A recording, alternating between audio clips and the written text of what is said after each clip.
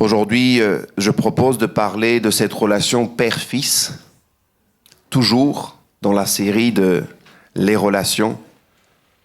Et je voudrais qu'on puisse prendre quelques instants pour réellement considérer cette relation qu'il y a entre le Père et le Fils dans la Trinité.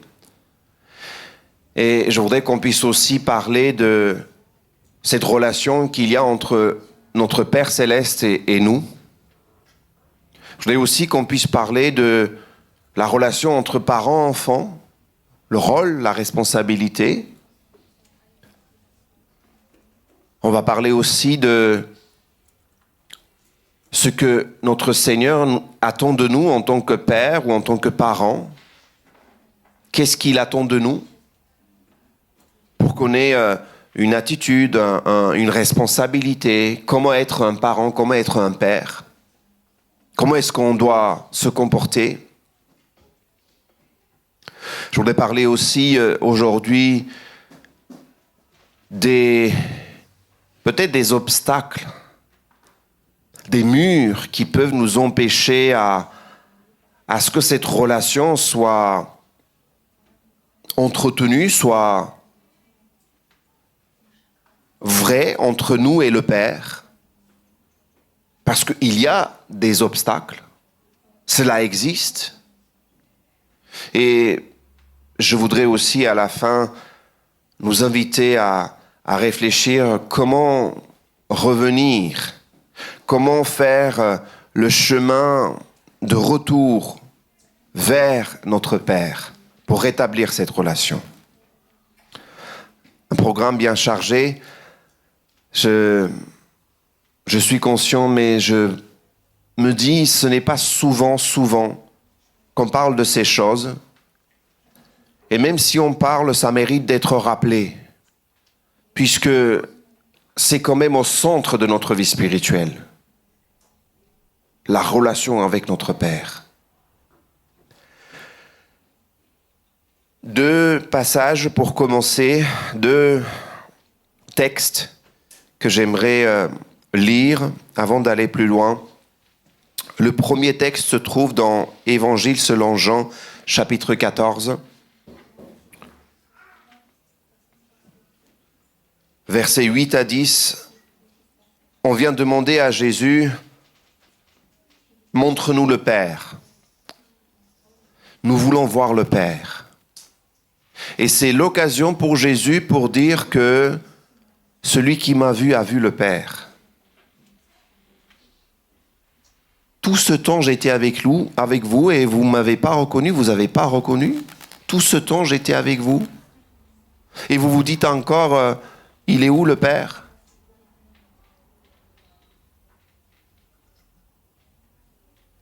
Le Père est en moi et je suis dans le Père.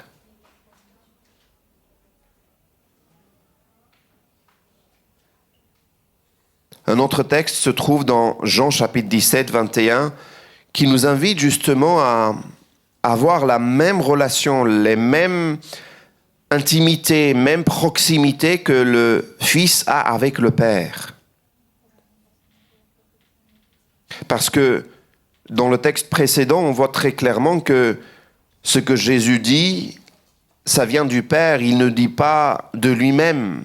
Il y a une telle relation intime et proche avec le Père qu'il prend de ce qui vient du Père et il annonce, il le dit. Et dans d'autres passages, on pourrait aussi ajouter, dire que je suis un avec le Père, nous sommes un. Et dans Jean 17, 21, justement, il dit, c'est la prière de Jésus, afin que tous soient un comme toi, Père, tu es en moi et comme je suis en toi, afin que eux aussi soient un en nous, pour que le monde croie que tu m'as envoyé. Toujours la démarche, toujours la prière de Jésus, c'est de nous amener à être un, comme il est un avec le Père. Je suis conscient qu'aujourd'hui, si on parle de père, c'est pas forcément quelque chose de facile. assumer pleinement ce rôle, c'est pas très facile. Très clairement, l'image du Père est cassée. Je ne sais pas comment vous, aujourd'hui, vous avez dans votre imagination, comment vous entendez, vous écoutez ce que autour de vous disent le rôle du papa, l'image du papa. Mais pour aller plus loin, la maman aussi, l'image de la maman est aussi cassée quelque part. Et encore si je vais plus loin, l'image du couple est complètement brisée. La famille, tout est déformé quelque part. On ne sait plus qui est qui. Il y a un mélange pas possible, sans rentrer dans les détails. On ne sait plus qui est enfant, qui est parent non plus. Parfois, les rôles sont tellement mélangés qu'on a l'impression que ce sont les enfants qui deviennent parents. Moi, parfois, dans mes visites, dans mes entretiens, dans ce que je peux observer, c'est parfois l'enfant qui dit à son père ou à sa mère « Mais tu vois pas ce que ton enfant fait, tu devrais faire ça. »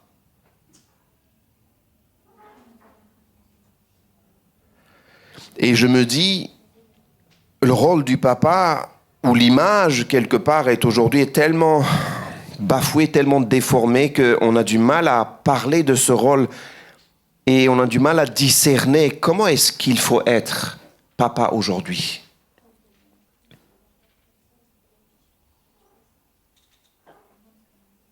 Je crois que le problème vient du fait que l'image du Père Céleste a été cassée. Parce que c'est de lui que vient toute chose. Il est la source de toute chose. Et parce qu'on a cassé cette image du Père Céleste, on n'a plus le modèle qui nous conduit, qui nous dirige, qui nous donne les outils, des équipements pour savoir c'est quoi être un papa. Et automatiquement, derrière, papa ne sait pas comment être un papa, ici sur Terre. Le parent ne sait pas comment être un parent.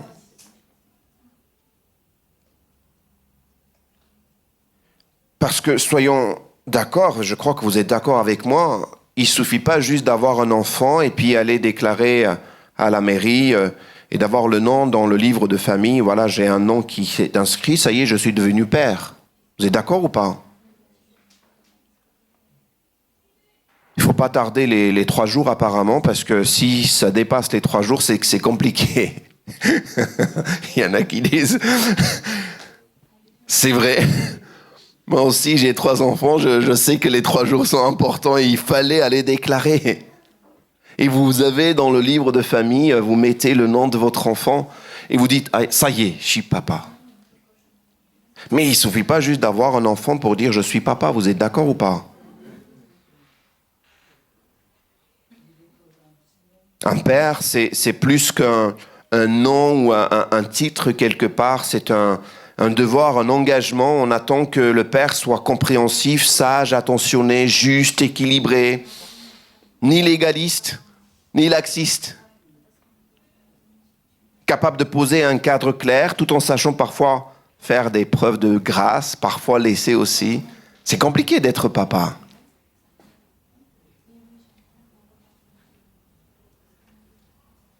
Le père, c'est aussi la personne qui va quelque part élargir la vision de l'enfant. C'est un peu le rôle du papa de faire en sorte que l'enfant découvre le monde extérieur. La maman fait aussi cela. Mais la présence du papa amène une autre dimension. Et si on parle du Père biblique, si on parle du Père, de notre Père céleste, justement, en lui, nous avons tout l'exemple. Et je voudrais, en avançant, lire cette lettre de notre Père céleste qui est adressée à son enfant, tirée des passages bibliques, des versets bibliques. C'est une lettre qui est très connue. Vous pouvez le trouver aussi trouver sur Internet. Cela commence par ces mots en disant « Je suis le mouvement, la vie et l'être. Mon enfant, je te connaissais avant même que tu sois conçu. » À chaque fois, il y a des passages bibliques, il y a des textes bibliques derrière. C'est les références qui sont... Donc les textes que je lis, c'est pris dans la parole de Dieu avec les versets. « Je t'ai tissé dans le ventre de ta mère. C'est moi qui t'ai fait sortir du sein de ta mère. Tu as été créé à mon image. J'ai fait de toi une créature merveilleuse. Tu n'es pas une erreur. Je regarde jusqu'au fond de ton cœur et je sais tout de toi. Seigneur, c'est vrai, tu sais tout de moi? Et tu continues toujours à m'aimer? Oui. Je sais quand tu t'assieds et quand tu te lèves. Je te vois quand tu marches et quand tu te couches. Même les cheveux de ta tête sont comptés, je les connais. Tous tes jours sont écrits dans mon livre. Mon image est déformée par ceux qui ne me connaissent pas, c'est vrai. Mais je ne me suis pas éloigné, ni fâché, car je suis l'expression parfaite de l'amour. Toute grâce que tu reçois vient de ma main, car je suis celui qui pourvoit à tous tes besoins. Réellement, mes pensées vers toi sont plus nombreuses que les grains de sable. Je me réjouis au son de ta voix. Je suis le Père qui te console de toutes tes peines. Quand tu cries à moi, je suis près de toi. Je te délivre de toute détresse. J'effacerai toute larme de tes yeux. Je porterai toute la douleur que tu as subie sur cette terre. Je n'arrêterai jamais de te bénir. Je t'aime de la façon que j'aime mon fils Jésus. Il est la représentation exacte de mon être. Il est venu démontrer que je suis pour toi et pas contre toi. Te dire que je ne compte plus tes péchés. Jésus est mort pour que toi et moi soyons réconciliés et rien ne peut te séparer de mon amour. Je serai toujours ton Père. Et toi, veux-tu être mon enfant? Je t'attends. Ton Père, Dieu Tout-Puissant, qui t'aime. Je crois que parfois il est bon de revenir à cette lettre d'amour du Père, relire et relire, nous souvenir que nous avons un Père qui nous aime de manière extraordinaire. Je vous propose de voir dans les Écritures justement l'image du Père. Comme je l'ai déjà dit à l'introduction, c'est notre Père céleste qui est cette première image du Père. C'est lui qui dira dans Genèse, faisons à notre image, créons à notre image. Nous avons l'image du Père. Nous avons été créés par ce Père qui nous aime et la réalité est que nous portons en nous son image. Même si ça a été cassé, brisé, vous savez, quelqu'un disait, vous prenez un miroir que vous cassez, même s'il y a des morceaux qui sont cassés, n'empêche que vous pouvez quand même voir vous dans ces morceaux. Mais parce que c'est cassé, c'est déformé, des fois, ça peut montrer des traits ou des facettes qui ne sont pas jolies à voir. Oui, cette image a été cassée, a été bafouée. Mais la vérité reste et demeure. Nous avons été créés à l'image de notre Père céleste. Ensuite, nous pouvons parler de Adam qui devient le premier papa sur terre. C'est lui qui devient le père. Et je crois que si on doit juste parler de son rôle, de sa présence, et aussi peut-être en tant que parent, et on pourrait mettre une hypothèse qu'en tant que parent, je pense qu'ils ont transmis quelque chose dans le fait que on voit chez les enfants, chez les fils, Caïn et Abel, qui ont ce désir d'offrir une louange, des sacrifices à Dieu. Je crois que dans le couple, peut-être il y a eu des discussions. Nous allons offrir des sacrifices, nous allons louer l'Éternel. Je crois qu'il y a quand même une démarche. Je crois qu'il y a eu ce genre de discussion dans la famille, dans le couple. Quelque part, ils ont fait ça.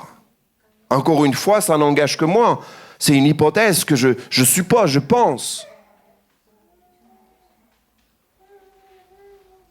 Dans ce sens, on voit que Abel et Caïn, ils vont faire des sacrifices. Mais là où il y a le problème, vous savez, c'est où? C'est que quand il y a des problèmes, des conflits entre frères, on ne les voit plus, ni papa ni maman. Lisez le texte, il n'y a aucun moment où vous avez la présence ou l'intervention des parents. Il n'y a pas un moment où le papa ou la maman dit « Attends, qu'est-ce que tu fais? Qu'est-ce que tu es en train de faire ?» En tout cas, dans le texte, on ne le trouve pas.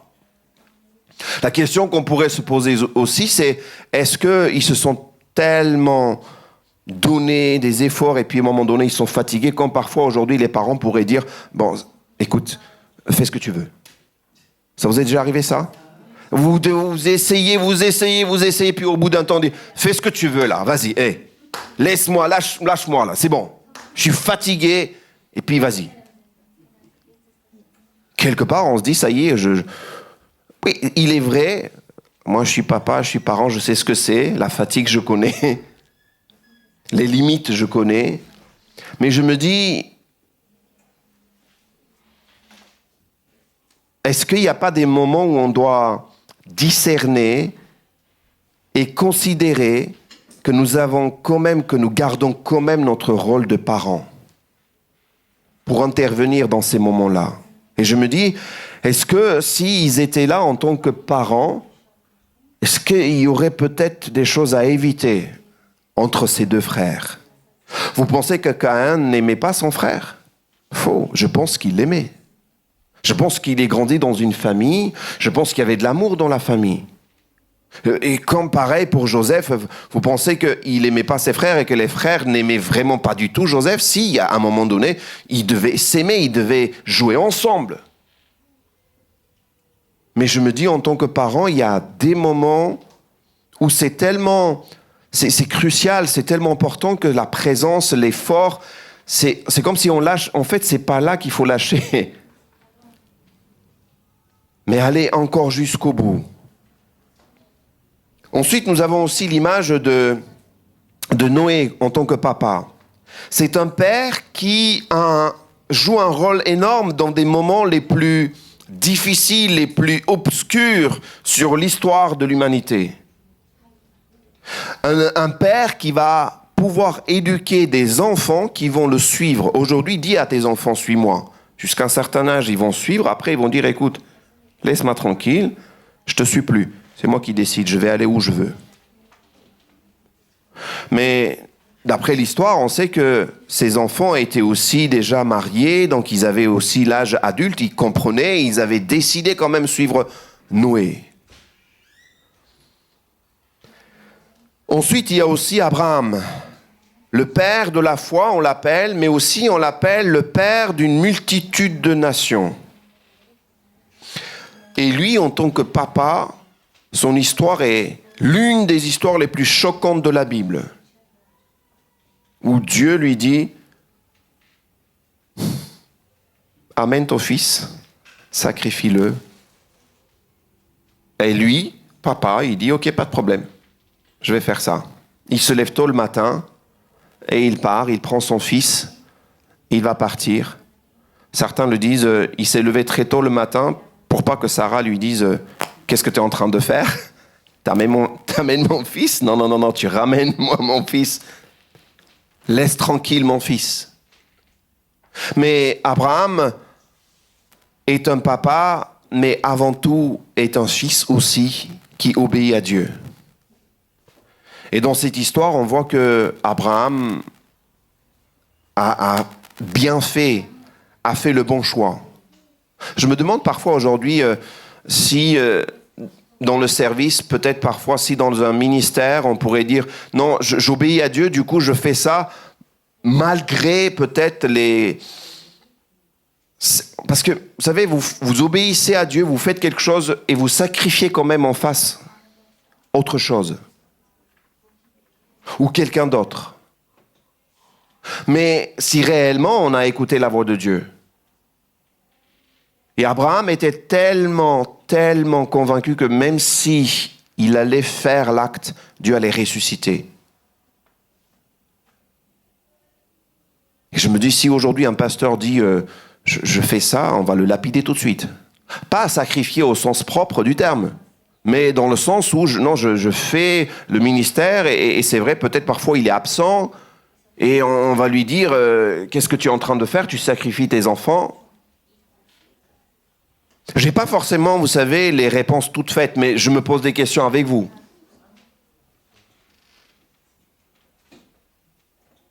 Ensuite, on voit un autre père qui va réellement sacrifier son enfant. Jephthé.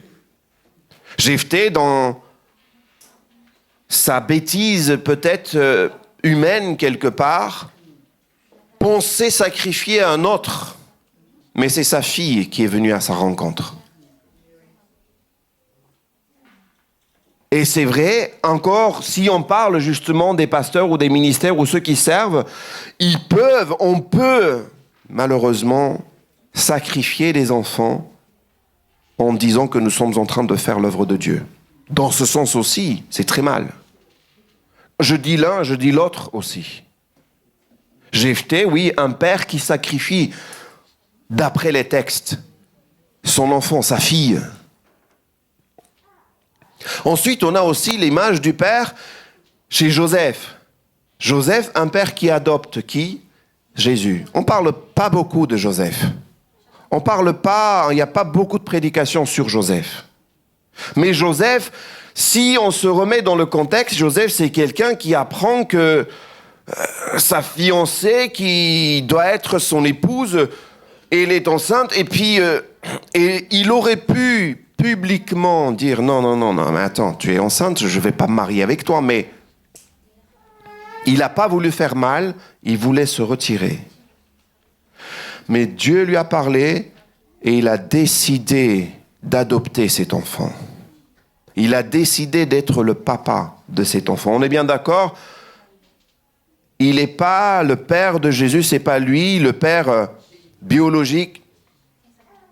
Mais attention, pouvons-nous quand même dire qu'il n'a pas joué le rôle d'un père qui l'a nourri, qui l'a protégé, qui l'a lavé, qui lui a appris aussi peut-être le métier de charpentier, qui l'a amené au temple avec lui? Qui pourrait dire que Joseph n'est pas le père de Jésus? Il a reconnu comme son fils, son enfant, puisqu'il s'est marié, il a reconnu « Je suis ton père, oui », au même titre que les autres. Et il a joué son rôle, oui. Il a protégé, il ne l'a pas rejeté, mais il a joué son rôle, pleinement, rôle de papa. Joseph.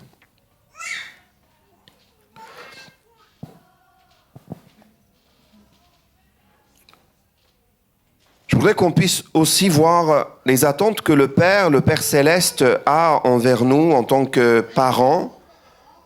Quelles sont ces attentes que le Père a envers nous pour être père, pour être parent? Qu'est-ce qu'il attend de nous? Et je crois que il y a des choses qui sont pas discutables, on peut pas débattre. Il y a des choses dans lesquelles nous sommes appelés très clairement à jouer notre rôle et notre responsabilité. Vous savez, le Père, notre Père Céleste, c'est lui qui pourvoit à nos besoins, qui nous protège et qui nous donne une direction. Et c'est vrai que c'est un peu le rôle de l'homme aussi dans la famille, protéger, pourvoir, et puis donner une direction. Et au-delà de ça, nous avons en tant que père, c'est cette responsabilité de transmettre, que Dieu nous appelle à transmettre. Dieu nous appelle à réellement inculquer, éduquer, les commandements, les lois, les principes, les préceptes du Seigneur. Tu inculqueras à tes enfants, tu en parleras quand tu seras dans ta maison. Enseigner la parole de Dieu dans la famille. Et autour, vous savez, il y a des je dirais, des milieux, allez, je vais dire ça comme ça, où l'enfant est éduqué en présence de ces milieux, en présence de cet environnement. C'est pas parce que c'est lui le papa, c'est pas parce que c'est elle la maman, mais l'enfant qui se trouve dans ce milieu-là est éduqué par les adultes. Je sais de quoi je parle, j'ai été un peu grandi dans ce milieu-là où c'était permis que le voisin, qui était le papa d'un copain, avait le droit de crier, voire même parfois tirer les oreilles parce qu'il voyait que je suis en train de faire une bêtise. Et en rentrant à la maison, je crois que je l'ai déjà dit, mon papa n'allait pas faire la guerre ou n'allait pas faire des problèmes à ce voisin-là. Il allait même le remercier. C'est moi qui recevais encore des punitions. Qu'est-ce que tu as fait? Pourquoi? Parce qu'il y avait une telle confiance, il y avait une telle attitude, le milieu était fait qu'on peut grandir, on peut être éduqué par ce milieu-là, parce que tout le monde était conduit justement par ces valeurs. Transmettre, éduquer, inculquer, enseigner, élever. Dans Éphésiens, nous lisons que le Seigneur nous dit: Père, n'irritez pas vos enfants. Éphésiens 6, 4. Élevez-les en les corrigeant, oui, en les instruisant selon le Seigneur. Y a-t-il une manière d'éduquer et d'élever, corriger sans irriter? Il se trouve que oui, c'est possible. Je crois que Dieu peut nous éduquer sans nous irriter. Dans Proverbe, nous voyons aussi qu'il y a un modèle, il y a des caractères, des traits de caractère à avoir. Il dira: le juste marche dans son intégrité, heureux ses enfants après lui. Quelque part, les enfants qui viennent après le père, après les parents, après cette manière de vivre, d'être intègre, les enfants vont suivre. Vous allez me dire, c'est pas automatique, je suis d'accord. Mais si l'enfant ne voit pas l'exemple, le modèle, c'est encore pire.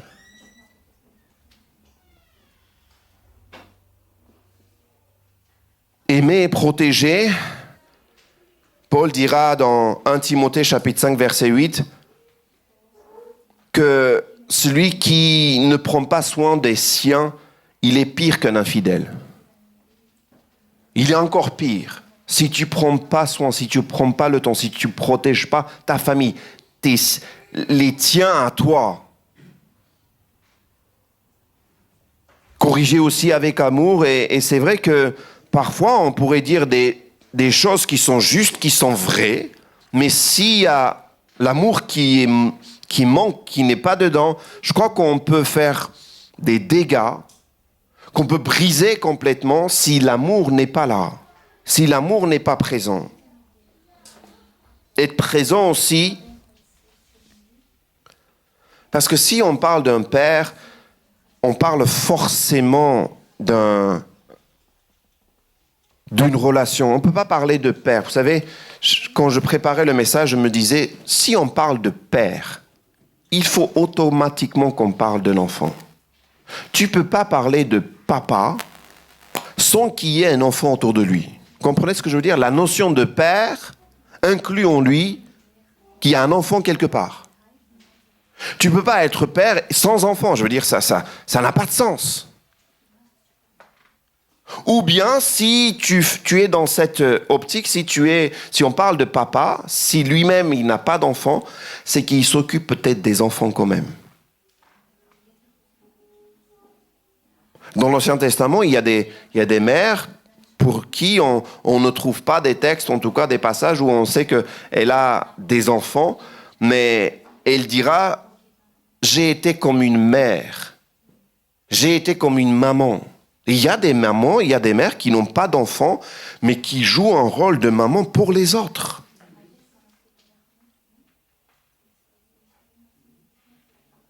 Et c'est vrai, c'est clair que papa, son rôle, c'est d'être père, c'est d'être cette figure, c'est d'être cette personne qui vient, oui, réellement à aimer, à être présent, à élever, à conduire, à montrer aussi une direction et mettre un cadre peut-être aussi, comme à un moment donné, Josué devait s'arrêter devant la foule pour dire « Moi et ma maison, nous servirons l'Éternel ». Vous savez, le papa, à un moment donné, dira ces choses-là, ou bien montrera qu'est-ce qu'il fait, qu'est-ce qu'il veut faire. Tu vas dans quelle direction, du coup, on suit quelque part. Vous faites ce que vous voulez, mais moi et ma maison, nous servirons l'Éternel. Faites ce que vous voulez. Moi, ma maison, mes enfants, toute ma maison, nous servirons l'Éternel. C'est comme ça.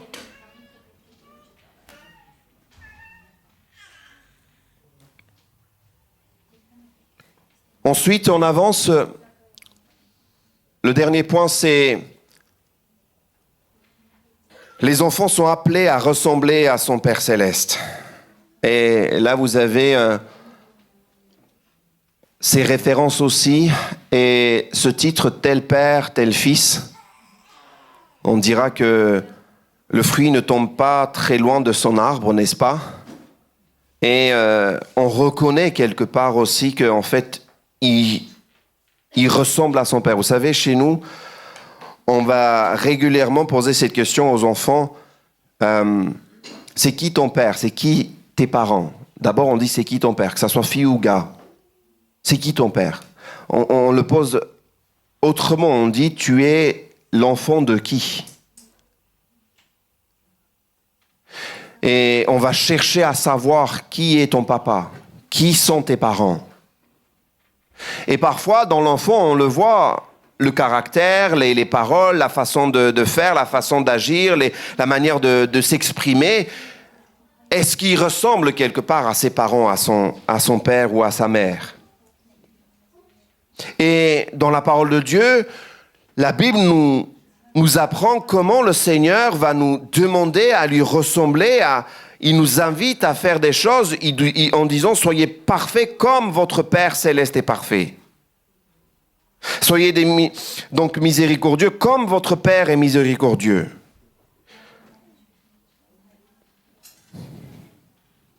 Il y a un exemple qui nous est donné et il nous invite à être comme lui.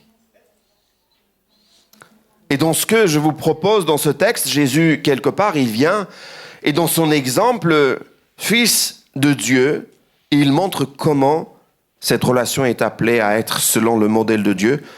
Être comme le Père, c'est aussi dans notre vie de chaque jour, au quotidien, quand je prie, notre Père qui est aux cieux.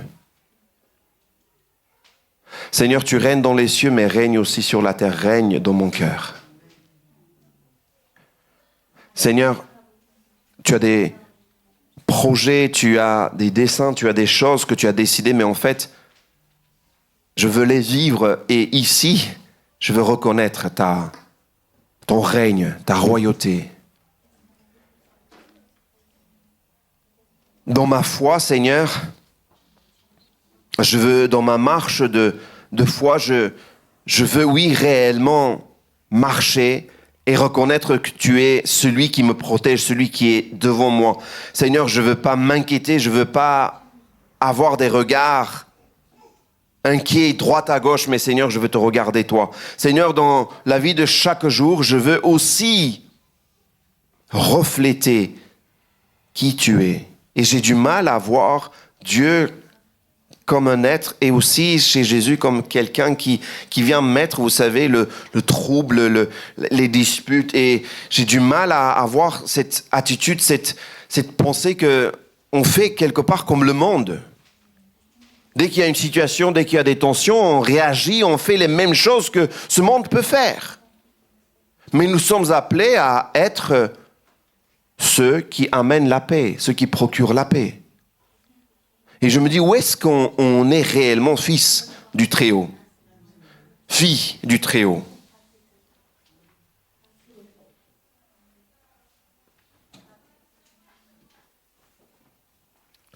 dans notre témoignage aussi, où est-ce qu'on arrive à briller, où est-ce qu'on arrive à montrer, où est-ce qu'on arrive à glorifier le Père à travers notre témoignage. Et dans notre rapport aussi avec notre prochain, est-ce qu'on arrive à réellement aimer notre ennemi? Difficile, non? Dieu parfois nous demande des choses, tu dis Seigneur, où est-ce que tu as trouvé ça? Seigneur, il faut vraiment qu'on s'assoie et qu'on discute ensemble. Franchement, tu n'as pas autre chose à me demander. Aime ton ennemi. Mais Seigneur, tu as vu ce que tu me demandes? Mais vous savez, quand on réfléchit, il nous aime alors que nous étions encore des ennemis. Il nous a aimés le premier. Nous le reconnaissions pas. Nous l'avions rejeté, nous ne l'acceptons pas, nous étions loin de lui et nous voulions même pas aller vers lui. C'est lui qui est venu vers nous. Et il dit pas quelque chose que lui, il ne l'a pas fait. Il dit quelque chose, il a fait. Et il nous demande de faire. Aimer. Aime ton ennemi. Prie pour ton ennemi. Alors vous serez fils de votre Père. Je termine avec encore quelques réflexions. Je vous prends 2-3 minutes et on va prier ensemble. Vous savez, à notre relation, forcément, il y a des obstacles, il y a des choses qui peuvent nous empêcher. Et j'ai pris quelques exemples, il doit y avoir d'autres exemples, forcément.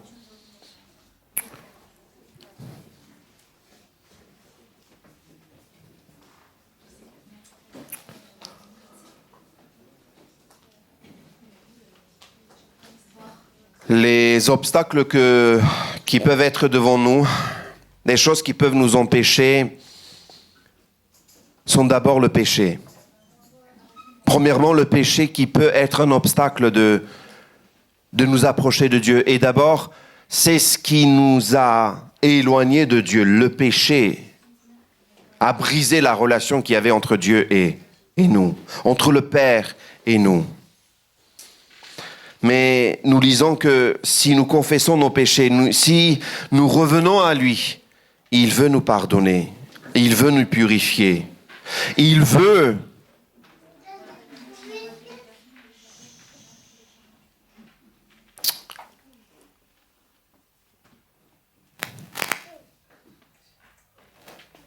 venir vers nous.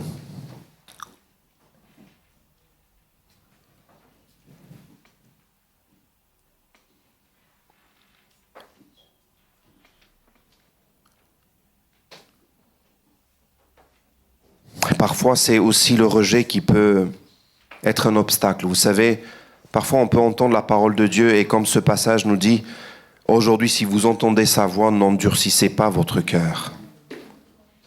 Parfois, on sait les choses, on connaît les choses. Pour certains d'entre vous, vous avez entendu des dizaines et des centaines de fois. Théoriquement, quelque part, on pourrait même bien prêcher ces choses-là. Mais la question à se poser, est-ce qu'on les vit réellement? Le moment vient où on est appelé à vivre ces choses. Parce que c'est cela que Dieu nous demande. Vivre cette relation. Vivre cette proximité avec notre Père. Ensuite, il y a aussi la peur qui fait qu'on a du mal à nous approcher de Dieu. Peur d'être rejeté, peur peut-être d'être mettre en lumière. Vous savez, il y a des personnes qui ont aussi ce problème et on peut se dire, mais moi je suis pécheur, moi je ne suis pas digne de venir devant Dieu. Mais comment est-ce que je peux me présenter devant Dieu? Comment est-ce possible?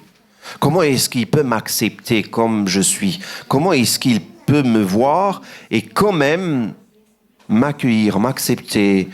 Et vous savez, parfois on a cette image quand on réalise qu'on est sale, quand on réalise qu'on est pécheur, quand on réalise qu'on est couvert de la boue du péché, on se dit mais c'est pas possible qu'il ouvre ses bras qui sont saints, et ce papa qui est là, qui veut nous, vous savez, on l'a sait, qui veut nous prendre comme ça. Mais la vérité est qu'il veut nous prendre dans ses bras. Venons comme nous sommes. Venons avec notre, entre guillemets, notre saleté, nos péchés. N'ayons pas peur.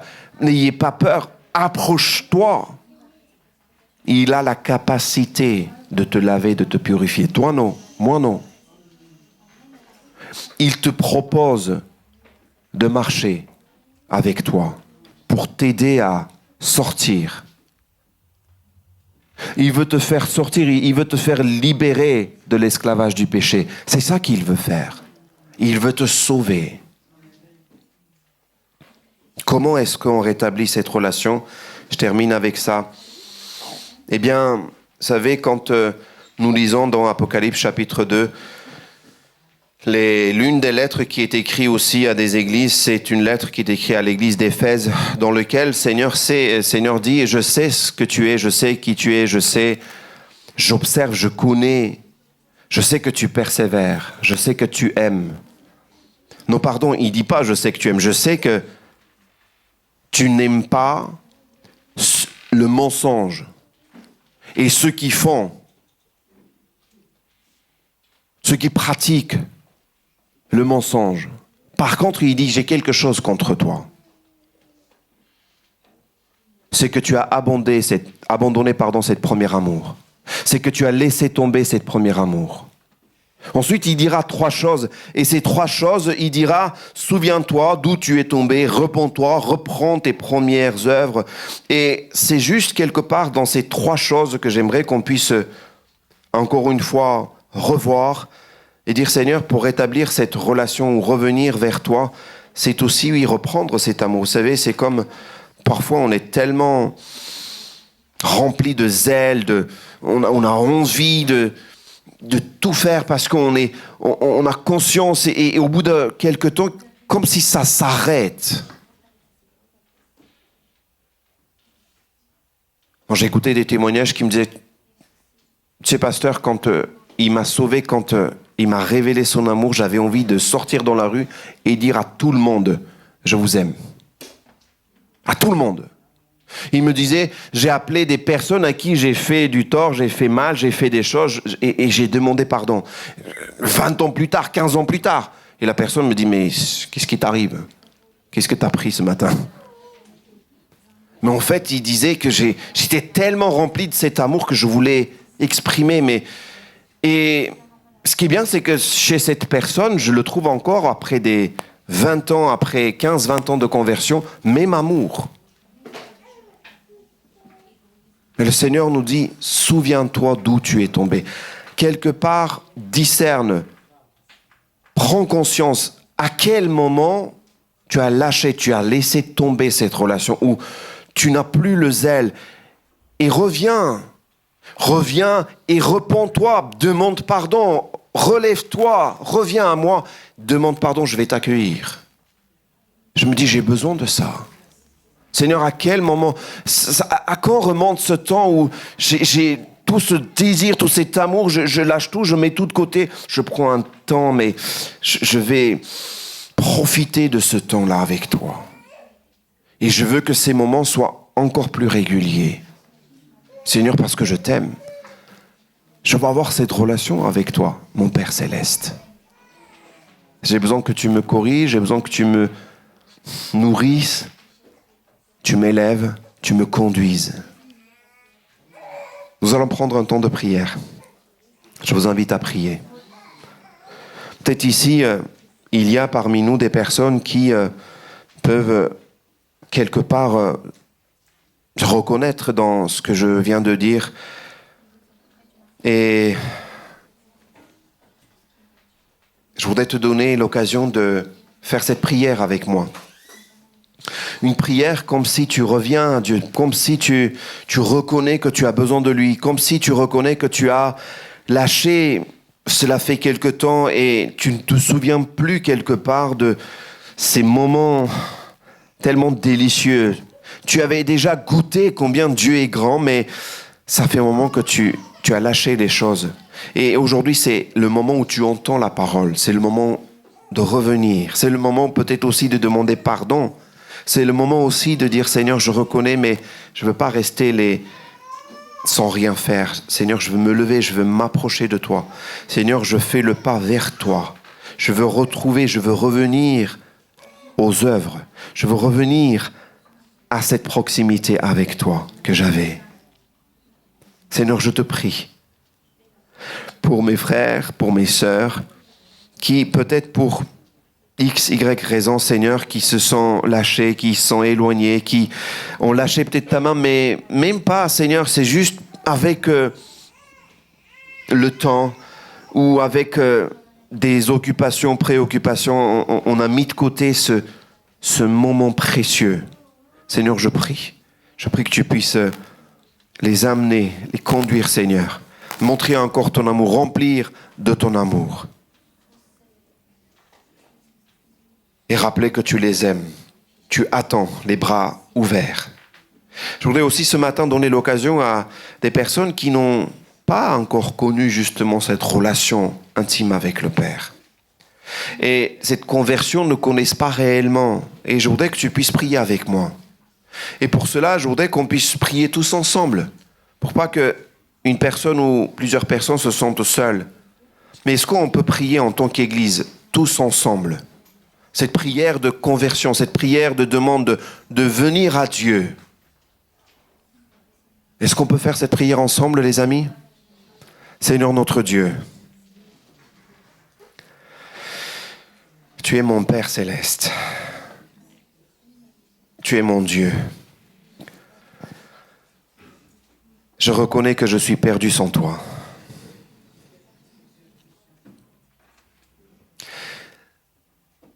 Seigneur, je reconnais que je suis pécheur devant toi. Je te demande pardon pour mes péchés. Je crois que tu as envoyé ton Fils Jésus pour sauver. Pour me sauver. Seigneur, je te demande pardon et je reçois ton pardon. Je crois en ton Fils Jésus. Je crois qu'il est mort à la croix pour mes péchés. Et je suis sauvé par son sacrifice. Et aujourd'hui, je reconnais que je suis ton enfant en Jésus. Et parce que je crois dans mon cœur et je déclare par ma bouche, tu m'appelles ton enfant, ton fils, ta fille. Tu m'as adopté, tu m'as pris et je te remercie. Si tu as fait cette prière sincèrement, dans ton cœur, et tu l'as fait réellement sincèrement, sache qu'aujourd'hui, tu es enfant de Dieu. Dans les cieux, il y a une joie, et ici sur terre, parmi les frères et sœurs, il y a des personnes qui sont ajoutées dans le corps de Christ. Alléluia. Que le Seigneur vous bénisse. Seigneur, merci encore pour ton amour, pour qui tu es pour nous. Amen.